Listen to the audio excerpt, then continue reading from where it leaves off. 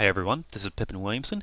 In this quick tutorial, I'm going to show you how to write a shortcode function that will allow you to query posts from the database based upon a custom taxonomy as well as a list of terms within that taxonomy. And then we're going to display those posts within a list. The idea behind the shortcode is that we will be able to display posts from any taxonomy anywhere we want on our WordPress site, whether it be on a page, another post, etc.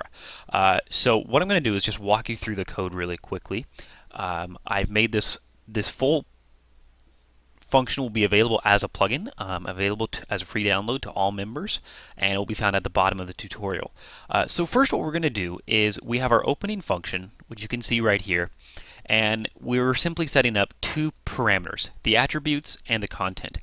This is a very standard shortcode function in the way that it's set up, so I'm not really going to explain too much about that or how the parameters for the shortcodes work. That's for another tutorial. But anyway, so what we're doing is we're setting up two parameters for our shortcode, tax and terms. And we are also giving the tax parameter a default of category, because what we want to do is pull from the default post categories in the case that no taxonomy is provided.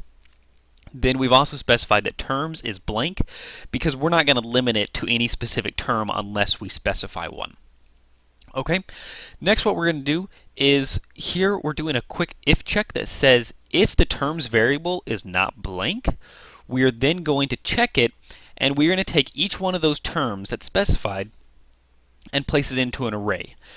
The first thing that we have to do though is we're going to use this strip post function on the variable to check whether or not there's a comma used in the terms parameter. The reason for this is because if there's only one term given, then we don't need to place the terms in an array. If there are multiple terms given, as in separated by a comma, then we need to take each of the terms and use the explode function to place them into an array. So that's what we've done here. We're also leaving the terms variable name the same, so that when we pass it to our tax query, we don't have to change the name or do any crazy if checks.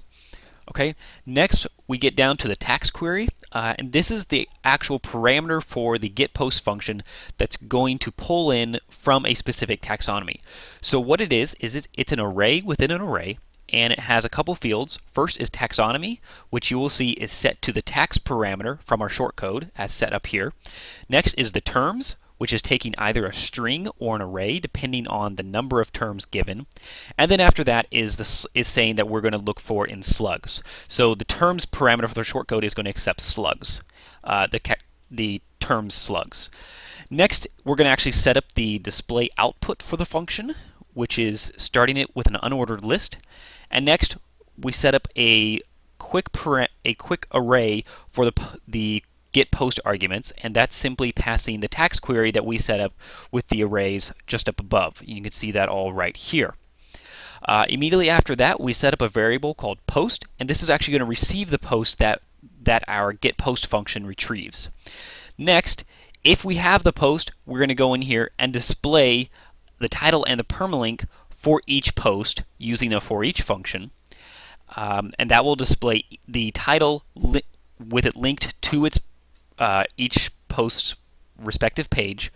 And then we're going to do an else check that says if there were not any post found, let's display a no post found error. And then the last thing we do is return our display string, which will actually show the entire list of posts and return it to the website. And the very last thing is to add the shortcode query post and then pass the function handle to it. So that's the entire function, and you see that once we have that active on our site, we can use a shortcode just like this. Query post, the taxonomy is category. In this case, category wouldn't be necessary because that's actually the default, but just to show you how it works, because I don't have any custom taxonomy set up at the moment, I'm going to go ahead and pass that in there. And then we'd give it terms, and you can either do one or multiple, and you see that I've used the slugs for the categories, feature and portfolio separated by a comma. And once we do that, they look like this, our post list, post 1, 2, and 3. And that's it. It's pretty cool. It's really not that complicated. The function itself is pretty simple to write. It's really lightweight. It works anywhere in your WordPress post, your page, etc. I've made the full plugin available as a free download for members if you want to take a look at it. I hope you like it.